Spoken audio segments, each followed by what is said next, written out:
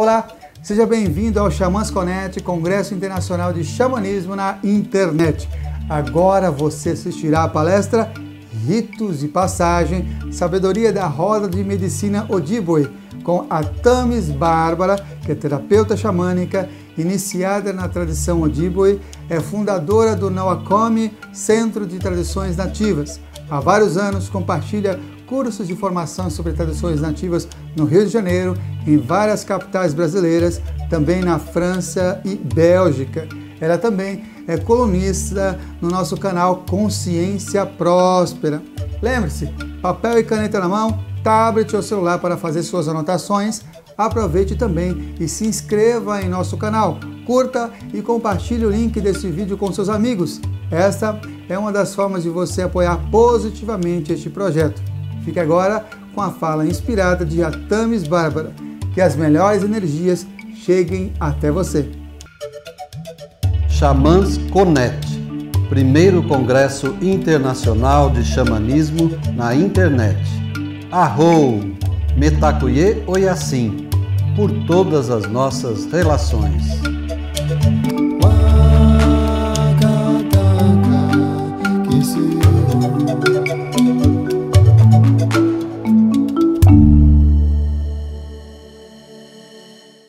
Essa é a canção da chuva.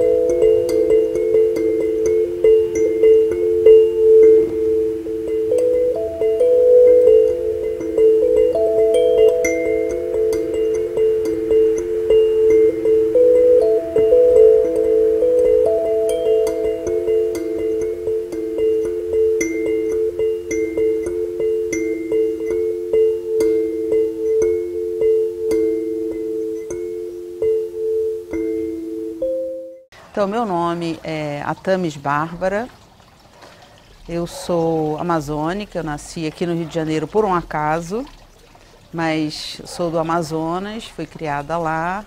A tradição do meu pai é Mura, é uma tradição amazônica, né, indígena, só que eu fui criada como branca e a ideia é que lá no Amazonas ainda é um pouco vergonhoso ser indígena, né, então não tem uma boa fama o índio, e para me preservar, né, de retaliações, minha mãe, a família da minha mãe me criou para ser branca. Isso aí me ajudou bastante, né, no trabalho que eu faço hoje em dia, porque eu aprendi várias línguas, desenvolvi o meu lado musical, todo com essa possibilidade ajudada pela família da minha mãe. Só que com mais ou menos uns 20 anos de idade, 20 e poucos anos de idade, depois de uma separação traumática que eu tive do meu primeiro casamento, eu me perdi bastante. E essa perda me levou a um encontro muito importante. Foi que eu comecei a procurar nas tradições indígenas a possibilidade de reencontrar a minha alma. E por volta dos 30 anos eu encontrei uma tradição que chamava Ojibwe, sem procurá-la. Foi tudo acontecendo no meu percurso mesmo de busca. E lá no Canadá, essa tradição Ojibwe tanto existe na América do Norte, norte dos Estados Unidos, como sul do Canadá. Eles foram me recebendo assim a cada vez que eu ia visitá-los, né, porque eu já era casada, tinha filhos. Me levou assim, me trouxe a ideia, a sensação, a plenitude de ser irmã deles. Eles me chamavam de irmã do Sul. E com isso, durante 17 anos da minha vida, eu fui orientada por uma mentora espiritual chamada Kelly Van Hout, que é uma branca, mas de espírito Ojibwe, que me apresentou essa tradição e durante 17 anos veio ao Brasil. e veio dar cursos sobre essa tradição e também sobre emergência espiritual, porque ela é da psicologia transpessoal. E um dia falando para ela assim, eu sinto muita falta, eu sinto uma tristeza, eu sinto como se eu estivesse assim, sozinha no mundo, né? Embora eu tenha uma família maravilhosa, embora eu me sinta acompanhada, eu sentia uma tristeza, uma falta na alma. E nesse momento, essa mentora me disse assim, faça a sua tribo. Então eu vou começar por aí a minha história, de faça a sua tribo, porque quando a gente não tem uma tribo, a gente faz essa tribo, né? E assim, ela não é tão fácil de ser construída. Eu estou há 20 anos nesse caminho e posso dizer que ainda estou construindo, mas já posso dizer que plantei sementes e essas sementes já frutificaram ao longo dessa caminhada. Há um ano mais ou menos, 1 ano e 8 meses, foi em 28 de janeiro de 2013, nós fomos agraciadas pela visita de um ancião, como a gente chama, né, da tradição Ojibwe, chamado Dennis Banks. Esse senhor veio a convite do Carlos Sauer, do Tony, do Lino, amigos daqui do Rio de Janeiro, e eu pessoalmente também participei nessa organização, e ele deu a bênção inicial para esse centro e deu o seu próprio nome, que é Nauacamig. Nauacamig em Ojibwe significa centro. Então o centro Nauacamig é uma redundância, centro.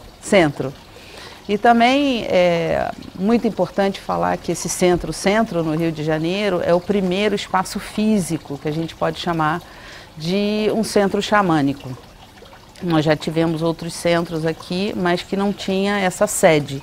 Então hoje em dia a gente pode dizer que já tem no Rio de Janeiro esse centro xamânico de tradições nativas, em especial seguindo a tradição Ojibwe. No xamanismo existe uma gama tão grande, uma possibilidade tão grande de desenvoltura, de trabalhos, porque muitas tradições foram colocadas todas no mesmo bojo. Então, a tradição que eu sigo, ela é considerada como tradição xamânica, mas na tradição Ojibwe, eles não se chamam de xamânicos, eles se chamam de tradição Ojibwe. Ou como eles preferem se chamar, eles se chamam de Anishinaabe, que é o nome como eles se apresentam, né? Por exemplo, Ojibwe significa dado pelo homem branco, né? Um homem branco chegou e disse, eles são os Ojibwe, aqueles que moram do outro lado do lago. E no caso, os Ojibwe mesmo se chamam de Anishinaabe, aquele que desceu das estrelas ou desceu dos céus. Então, assim, é um homem original. E eu fiquei muito tocada por essa tradição, e tudo assim que me toca profundamente, eu tendo a honrar. E por honrar bastante essa tradição, eu sigo essa tradição no meu dia a dia, na minha vida, e também professo essa tradição nos trabalhos que a gente faz aqui nesse centro xamânico. Embora o subtítulo seja Tradições Nativas da América do Norte e do Sul, nós professamos então a filosofia, os dogmas Ojibwe. Existe uma religião Ojibwe, Medewan, que eu não posso seguir por não ser Ojibwe. É só permitida para pessoas nascidas Ojibwe. Entretanto, dogmas como amor, coragem, humildade, verdade e outras coisas mais são muito humanos, né? Então, assim, é possível seguir essa tradição como se fossem dogmas, né? Ou de uma religião, porque é a base da filosofia humana. São direções dadas para que a gente seja mais feliz nessa vida, né? Eu comecei, antes de dar essa entrevista, por colocar tabaco nessa água que está aqui atrás de mim, que é uma fonte.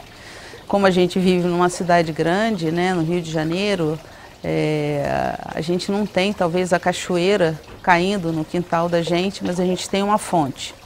Entretanto, no Rio de Janeiro, assim, a escolha, eu explico um pouquinho mais tarde por que a gente mora no Rio de Janeiro. Eu sou amazônica, sou casada com um belga e a gente vive aqui no Rio de Janeiro. Nós temos aqui na cidade grande, né, assim, a 10 minutos de carro daqui, eu tenho opção de tomar banho de cachoeira, porque tem uma floresta no meio da cidade, nas paineiras. Então, a gente tem essa força da água, a gente tem a força das pedras por conta das montanhas que ficam aqui próximo. Nós estamos localizados embaixo do lado esquerdo do braço do Cristo Redentor, que é um cartão postal da cidade e uma das maravilhas do mundo, né, construídas pelo homem. Temos todos os elementos. Então, a gente fez a opção de estar na cidade por ser uma possibilidade de dar às pessoas urbanas esse reencontro com os elementos. Então aqui nós temos um ritual do fogo, nós temos os animais de poder, que são os descendentes dos lobos, nós temos a água, que é uma fonte que representa todas as cachoeiras, todas as nascentes, o mar que fica a 10 minutos daqui. Então a gente tem os elementos que compõem esse centro, essas irmãs em pés, né? Essa datura que representa aqui a tradição mexicana e o boldo que representa a nossa tradição brasileira, né? Então são muitos elementos compondo um centro urbano e um centro xamânico dentro desse centro urbano, formando essa tribo. Hoje em dia eu já posso dizer que nós temos seguidores ou alunos, como queiram chamar, porque quem segue uma tradição, na tradição que eu sigo, são seguidores dessa tradição. Preferencialmente, na cidade a gente chama de alunos. Aqueles que se engajam mais sabem que eles estão seguindo um caminho, né? Não é apenas aprendendo como iriam aprender numa universidade, fechou o livro, vai para casa e não transforma a sua vida, talvez. Sim, talvez não. Mas nessa tradição, a princípio, a pessoa seguiria as normas ou a filosofia Ojibwe. Eu vou falar um pouquinho então do tabaco que eu utilizei. Esse potezinho aqui é super importante para mim, então esse potezinho foi feito especial para trazer esse tabaco, que é a primeira erva que vem da tradição Ojibwe, nasceu na terra lá no Canadá. A primeira erva a pulsar na terra foi o tabaco, então por isso a gente inicia essa roda da medicina pelo tabaco, e eu coloquei nas plantas ao meu lado, coloquei na água, como oferenda para que essa palestra, para as pessoas que vão ouvir essa palestra, sejam bem protegidos. E também a proteção vem do agradecimento que a gente faz para os espíritos. Então eu comecei por essa direção leste. Depois eu fiz uma oração pegando a concha de abalone, que é um símbolo da água, né, feminino, e acendi essa sálvia e vou compartilhar com vocês então uma oração Ojibwe. A gente coloca diante de nós essa fumaça e diz assim: que eu não veja nada de ruim, que eu não ouça nada de ruim, que eu não fale nada de ruim e que eu seja abençoada.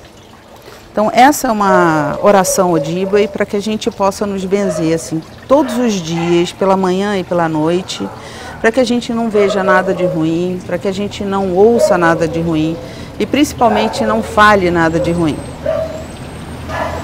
Essa erva, a sálvia, ela é super importante para a gente e ela tem uma direção específica que é o oeste. Segundo essa tradição Ojibwe ou Anishinaabe, o leste é por onde a gente entra na roda da medicina. É o sol da manhã, são as crianças, é a primavera, tudo que é começo. Depois o oeste, por onde a gente sai, quando a gente vai para o outro lado do rio, quando a gente sai dessa encarnação, dessa presença física aqui na Terra. E nós temos guardiões para essas duas direções principais, o leste e o oeste. No leste nós temos a águia e no oeste nós temos o búfalo.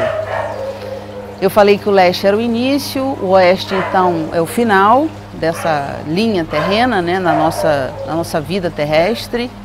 e ela é guardada então por esse búfalo. E eu queria focar principalmente nessa parte do búfalo, porque uma das razões da gente ter criado o Centro Nauacaming, de eu me lançar com todas as minhas forças, envolver a minha família, chamar pessoas, amigos, alunos, vem dessa história. Eu vou contar para vocês essa história do búfalo, que é o guardião do Oeste, por onde a gente sai para a vida espiritual. Diz a história que esse búfalo, como ele tem 4 patas, ele tinha 4 patas, como todos os búfalos. Quando entrou os primeiros invasores, né, os franceses, depois os ingleses, nessas terras do norte, né, no Canadá em específico, eles foram tirando a terra, foram tirando a língua e foram tirando a filosofia religiosa desse povo. Então, a cada vez que eles perderam alguma coisa, como as terras, as suas casas, esse búfalo perdeu uma das pernas. Depois eles perderam então a sua língua, que é muito importante, né? Um povo ter sua língua. Quase nenhum Ojibwe fala Ojibwe. Tem uma energia muito grande sendo feita para que as crianças aprendam novamente Ojibwe nas escolas das reservas Ojibwe. E a terceira perna então perdida, que é essa tradição, filosofia religiosa que os indígenas na época viviam, né, antes dos invasores chegarem, fez com que esse búfalo ficasse apenas se equilibrando numa única pata. Paralela a essa história, a tradição Ojibwe fala de 8 profecias, das quais nós estamos já vivemos 7, nós estamos na 7ª profecia. Essa 7ª profecia diz que homens brancos, pessoas das cidades, pessoas novas, que não são necessariamente seguidores ou nasceram indígenas, eles teriam sido convidados, nasceriam com essa semente, ou seriam convidados pelo mundo espiritual para trazer essa filosofia para os dias de hoje. Na cidade, no meio dos carros, numa cidade grande como Rio de Janeiro, São Paulo, outras cidades do mundo. E que isso seria a garantia de que nós teríamos mais uma profecia, ou seja, a 8ª profecia, onde a gente retornaria então a ligação, a força que nos liga ao grande espírito.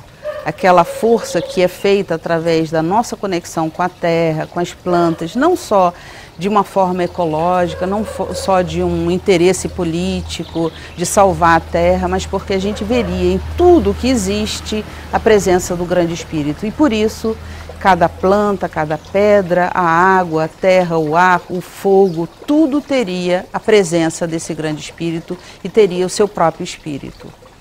Então, esse retorno ao que já foi antes das invasões acontecerem na América do Norte até a América do Sul, há mais de 500 anos atrás, isso garantiria que nós teríamos ainda mais uma profecia, que seria a 8ª profecia, que é quando a gente se encontra. Então, isso aí é que anima o meu trabalho, isso aí é que animaria todas as pessoas que se aproximam desse centro, Nauacaming, para que a gente lute, para que esse búfalo, que inicialmente ficou apenas com uma pata, recupere as suas patas. Segundo os anciões Ojibwe, esse búfalo só faltaria uma perna, porque nós já conseguimos fazer com que essa tradição passe a ser vigente novamente, utilizada pelas pessoas. A outra perna, porque se está avivando novamente o uso da língua Ojibwe. E essa última perna, que talvez ainda não seja completamente restabelecida, porque os tratados feitos com os índios não são respeitados e, portanto, eles não têm uma reserva, ou uma casa ou uma terra como eles tinham antigamente. Hoje em dia, as reservas os limitam muito para caça, para moradia. Então, como eles são nômades, eles foram obrigados a ficarem em reservas. Por isso essa pata talvez seja a mais traumática. O búfalo do oeste está se equilibrando em 3 patas, né?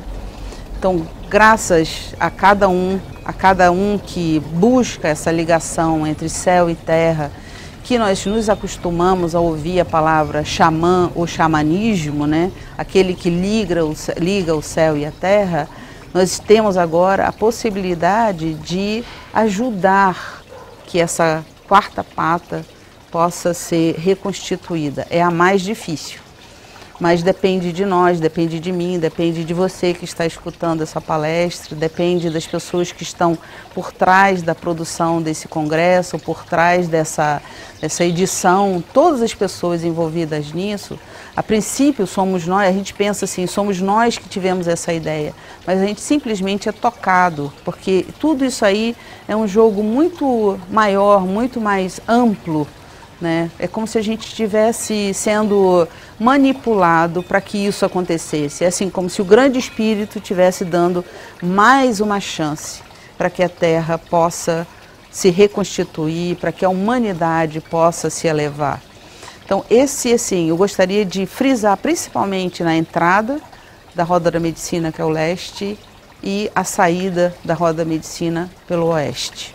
Talvez num segundo momento eu pudesse falar sobre o norte e o sul, que são intermediários dessa vida terrena. O norte é onde a gente se apoia nos anciões, nos sábios, e o sul a gente se apoia no tumulto que é a nossa vida de adolescência. Todas as vezes que a gente estiver passando por conflito, a gente está na Roda da Medicina no sul, nesse momento onde a gente precisa passar por provas importantes, como os ritos de passagem.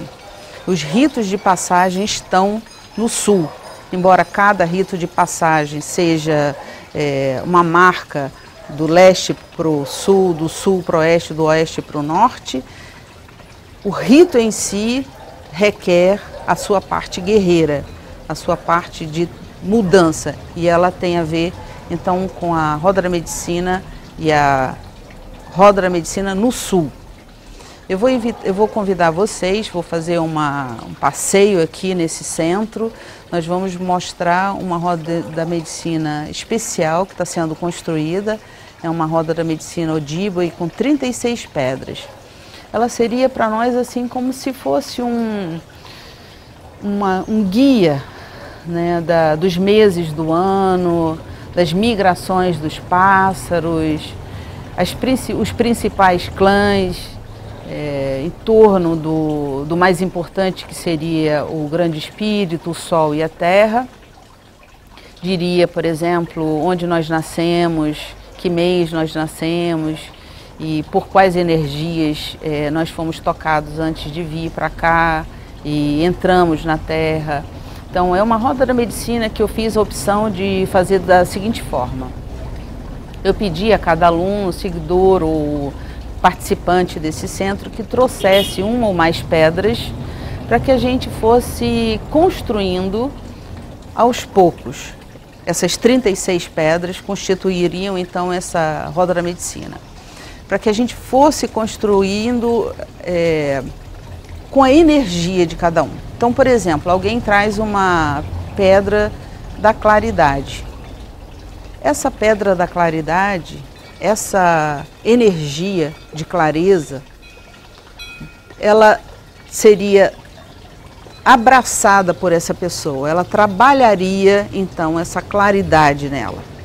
Da mesma forma, aquele que traz a pedra da sabedoria ou a pedra da terra ou a pedra do sol, traria assim a energia de cuidador daquela energia, não apenas da pedra, não é só trazer uma pedra e colocar ali. Então assim, nós estamos criando uma Roda da Medicina física e uma Roda da Medicina de costumes, de vivência, porque aí ela não fica apenas uma representação física do que é verdadeiramente uma Roda da Medicina. A Roda da Medicina, mais do que tudo, é a vivência.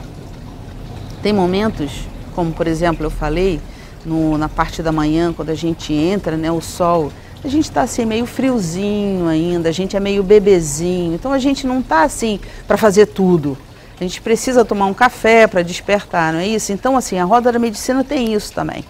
Tem o seu momento onde a gente está assim encaminhando as coisas de forma como um bebê, meio de 4 patas ainda. Depois a gente precisa sair de casa ou a gente precisa desenvolver alguma parte importante da gente. A gente passa pelas provações e a gente, se conseguir ultrapassar esse momento ritualístico, a gente consegue ultrapassar uma fase e por isso a gente é reconhecido pela comunidade já na outra fase. Então, a roda da medicina ela vai orientando o teu dia a dia. Uma hora, mesmo durante uma hora, a gente pode dizer que a roda da medicina funciona. Eu, por exemplo, comecei assim falando com vocês, meio devagar, depois eu fui me soltando, talvez essa folha que caiu agora aqui diante de mim vai me dizendo que eu já estou num outro momento, que eu já estou me sentindo mais livre para falar para vocês. Então, tudo isso que vai acontecendo, em uma hora a gente pode dizer, ah, tá bom, então eu estava assim, agora eu estou assim, vou ficar assim daqui a pouco, porque sempre é uma coisa atrás da outra. É bem marcadinho tudo que acontece na nossa vida. Uma frase muito bonita que eu escutei de um ancião uma vez é assim, tudo é fase. Pode ser que demore um pouquinho mais, mas tudo é uma fase. Então, assim, a gente sempre passa de fase. E o mais bacana nessa roda da medicina, embora a gente tenha uma representação assim plana, né, no chão às vezes a gente coloca essa roda da medicina como se fosse uma coisa plana, ela é espiralada, ela é virtual, ela é grande, ela é redonda. Então assim, a gente nunca volta para o mesmo estado. A gente avança nas fases, mas a gente está sempre numa elevação. Isso aí conta a nossa experiência. Então, cada vez que a gente passar ou pelo leste, ou pelo sul, pelo oeste ou pelo norte, pelos elementos que compõem cada roda da medicina, cada parte da roda da medicina, nós vamos estar, em relação a isso, sempre numa outra dimensão. Como se a gente fosse criança, tudo bem, mas eu não sou criança como eu fui ontem. Nem sou criança como eu comecei essa palestra, eu sempre vou estar avançando nisso. Isso aí foi dado pelo Criador para que a gente tenha essa possibilidade de sair dessas fases e se elevar. Cada vez mais a gente tem que se aproximar do centro, não apenas para o alto, por isso a gente pode ir também para baixo. Uma das rodas de medicinas mais importantes que eu conheço nas tradições do norte é a tenda de suor. Na tenda de suor, ela é abaloada, ela é uma roda, né? Tudo aquilo que a gente vê em cima está acontecendo embaixo também. Ali também a gente honra as 4 direções, os ensinamentos referentes às 4 direções, mas ela é muito uma provação. Ela é muito utilizada como um rito que você precisa passar uma dificuldade. E essa dificuldade pode ser você estar superando o medo de escuro, a dificuldade do calor.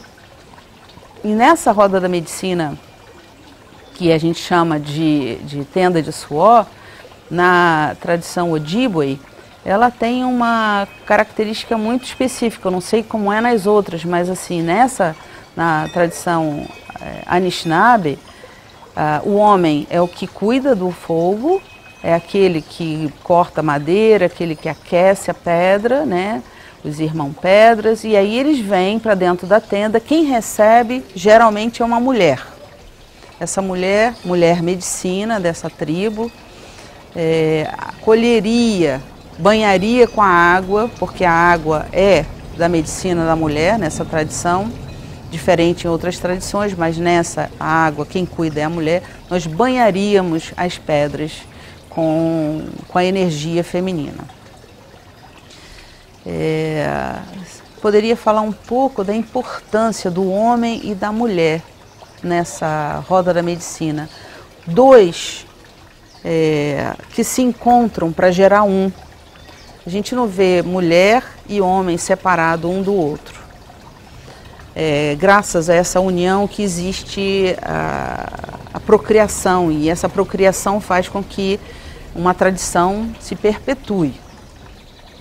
Isso não indica que nas tradições, ou nessa que eu sigo especificamente, não haja a ideia de uma androgenia, e essa androgenia ela pode ser espiritual.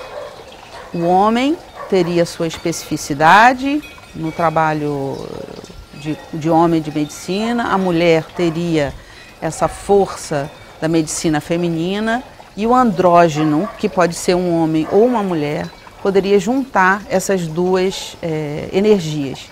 E o andrógeno teria essa possibilidade de ir por caminhos que só o feminino ou só o masculino não poderia ir. Então, o ideal seria desenvolvermos essa androgenia. Essa androgenia que faria com que a gente saísse um pouco da condição separada entre homem e mulher, ou a separação natural, biológica que nós temos. Então ela é muito, muito importante para quem está desenvolvendo a espiritualidade, desenvolver essa androgenia na espiritualidade. Vou falar um pouquinho aqui agora sobre os ritos de passagem, que eu fui dando exemplo como a tenda do suor, como a gente chama, o temazcal no México, o sweat lodge, né, nas línguas na língua inglesa. Nós temos o rito de passagem, a importância de cada fase que a gente vai passando, né, e as fases mais importantes, mais marcadas, elas são desenvolvidas dessa forma. Primeiro, a pessoa tem que estar pronto para passar para a nova fase, ou ela quer passar para a nova fase. E aí ela está pronta, ela está como uma semente para ser eclodida, para sair da terra. A gente precisa aguar essa terra e essa semente ela vai inchar. Então esse movimento de inchar seria o rito em si. O rito que nós escolheríamos, no caso na tradição Ojibwe, tem as idades para a gente fazer esses ritos, como por exemplo na menarca, quando a menina tem o seu primeiro momento de lua, que é como a gente chama quando ela tem a sua primeira menstruação. Ela passaria um tempo reclusa, ela passaria um tempo sem comer, por exemplo, todas as berries, todas as frutas silvestres, e num momento determinado pela mulher medicina ou pelo homem medicina, ela vai sair daquele recolhimento e vai fazer uma tenda de suor. Essa tenda de suor é um momento de purificação. E a partir desse momento todo, que foi o ritual, né, feito por várias etapas, essa menina, a princípio, vai ser uma mulher, ou ela vai estar pronta para uma nova fase. E aí a gente chega num momento muito importante de qualquer rito de passagem. Ou seja, a pessoa está pronta, aconteceu o rito em si e a comunidade precisa acolher essa modificação.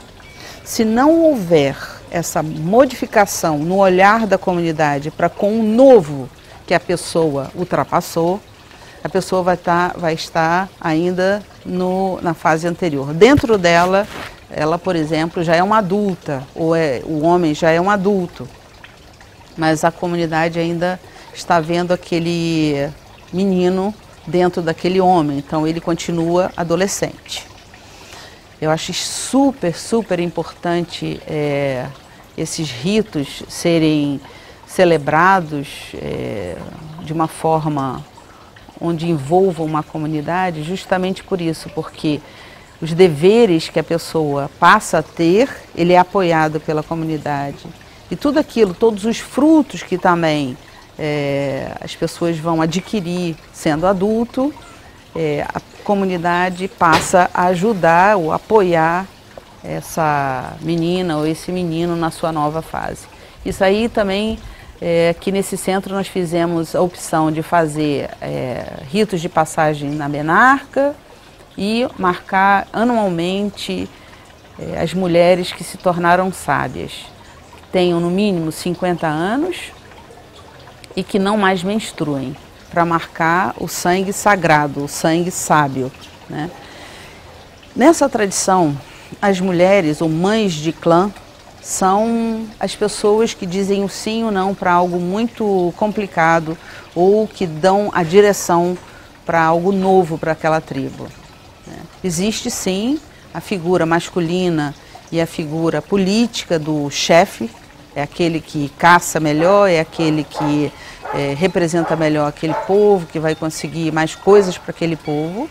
Mas se, por exemplo, ele fizer alguma coisa que sairia do feitio, vamos dizer, aceito pelo Ojibwe, eles vão até uma mãe de clã e é ela que vai dizer, ele continua ou não continua chefe. Então, assim, é uma tradição ainda onde a mulher é muito importante, tem um papel muito importante nas decisões da comunidade, né? Como antigamente, como muito tempo atrás, as tradições tinham, onde a mulher, que é a provedora, é a criadora, ela é a mais próxima do que nós chamamos mãe terra, é aquela que cria, é aquela que produz, é aquela que acolhe, é aquela... E quando eu falo de mulher, eu falo especificamente do ser feminino, mas falo também da espiritualidade feminina que cada um traz dentro de si. Homens também poderiam desenvolver essa força de criação que a mulher tem, né? Eu poderia falar um pouquinho agora sobre as canções que nós usamos bastante. Uma das partes de desenvolvimento espiritual que eu escolhi foram canções, porque as canções elas podem ser de cura, de celebração, de ritos de passagem. E esse ano existe uma determinação de seres muito especiais que a gente entra em contato aqui nesse centro, que são as baleias. Poderia contar essa história talvez num outro momento, porque ela é muito longa. Mas entrando em contato com esses aliados de poder, as baleias, elas disseram que a gente tinha que cantar muito e dançar muito esse ano.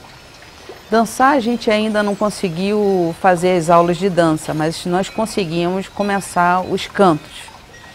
E a gente tem percebido assim que, primeiro que atrai bastante pessoas, porque as pessoas se sentem bem nas aulas de canto, e segundo porque através dos cantos a gente passa uma mensagem. Se é um canto de cura, talvez não precise explicar a mensagem, porque a pessoa vai sentir a energia de cura daquela canção. Então hoje, um pouquinho mais para frente, eu vou cantar com a minha filha uma canção que se chama A Canção Mais Longa, a Caminhada Mais Longa. Na tradição Ojibwe, como eu falei, as mulheres cuidam das águas. Então, no Canadá, por exemplo, cada mulher ou cada reserva traria um pouco da água dos 3 mares, né? O mar Ártico, o Atlântico, o Pacífico. E elas vão trazendo isso em caminhadas, né, em marchas mesmo. E claro que se eu não conseguir caminhar um mês, eu vou caminhar um dia, eu caminho uma semana e vou passando essa água que veio desses mares para serem levados aos lagos, aos grandes lagos. Nessa caminhada, é daí que vem essa canção, e por isso que eu gostaria de cantar para vocês, é a que acompanha essas mulheres nessa marcha, né? Nessa marcha onde elas vão rezar pelas águas do planeta, trazendo então águas desses 3 mares que circundam o Canadá. E claro que as águas de rio também, nascidas nas geleiras. Mas gostaria de falar da importância dessa canção. Ela nos ensina uma coisa muito importante. Talvez a gente não vá fazer uma caminhada tão longa, saindo do Amazonas, indo até o mar, ou pegando água no mar e levando até a Pororoca, mas a gente poderia pensar numa caminhada muito longa, que uma vez um ancião me disse, a caminhada mais longa do ser humano é sair da cabeça e ir para o coração. E a gente na cidade ou a gente na natureza, seja lá onde a gente estiver, a ideia seria sair da cabeça e ir para o coração. A saída, o entendimento da humanidade, para onde a gente vai, vem do coração. O coração seria o lugar mais próximo onde está alocada a nossa alma. Segundo a tradição Ojibwe, nós não vivemos várias vidas, nós não temos vidas passadas, nós temos uma única vida. Nós saímos do mundo espiritual, morremos e entramos nessa vida terrena, nós saímos daqui e voltamos para o mundo espiritual. Uma vez, falando sobre alguém, foi em São Paulo inclusive, acompanhando o Dennis Banks numa das palestras que ele fez lá, uma senhora de São Paulo perguntou assim, mas como é que o senhor explicaria o déjà vu, que a gente às vezes tem a sensação de já ter estado em círculos de fogo, ou a gente ter a sensação de ter sido índio, né? Ele falou assim, ou você sente isso pela energia que seus antepassados passaram, então assim, a gente se sentiria bem numa fogueira porque a gente traz isso dentro do nosso sangue, da nossa memória celular, dos nossos antepassados.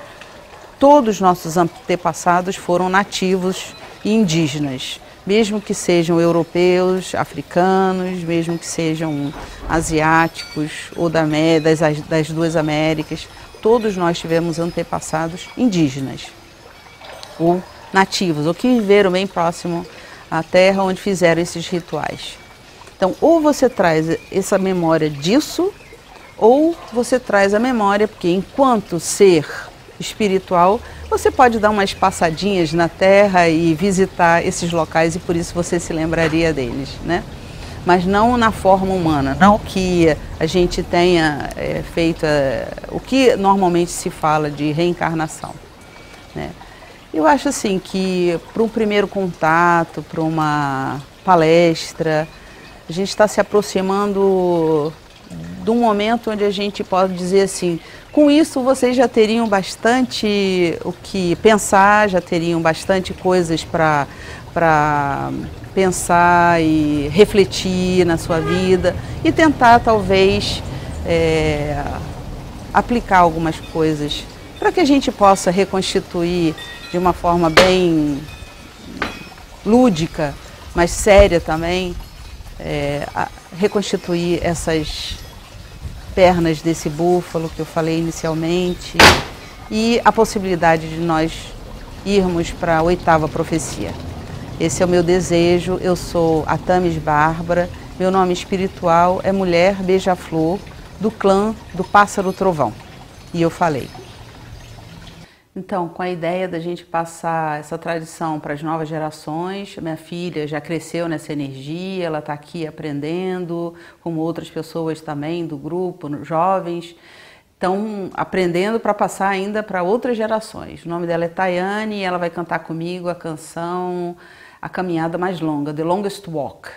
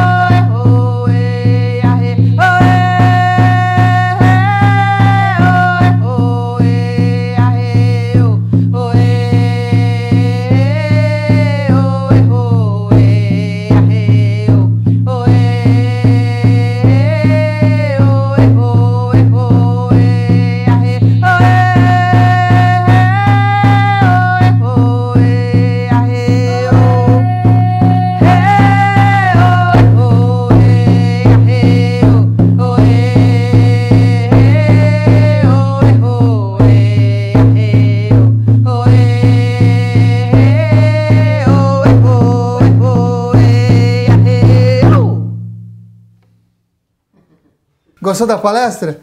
Se você chegou até aqui, provavelmente sim. Sou Samuel Souza de Paula, idealizador do Xamãs Connect, Congresso Internacional de Xamanismo na Internet, e autor do livro Práticas Bioxamânicas, Despertar das Capacidades Interiores. E é uma alegria saber que está prestigiando este evento, onde grandes condutores xamânicos compartilham as melhores práticas para o reconhecimento do seu poder pessoal, manter melhores relacionamentos, desenvolver sua espiritualidade e ampliar sua consciência com dicas, jornadas, segredos e um conteúdo imperdível. Deseja apoiar e se beneficiar ainda mais com esse projeto? Acesse ao site xamansconnect.com.br e informe-se que as melhores energias cheguem até você. Arro, Mantaku Yoyasi, por todas as nossas relações.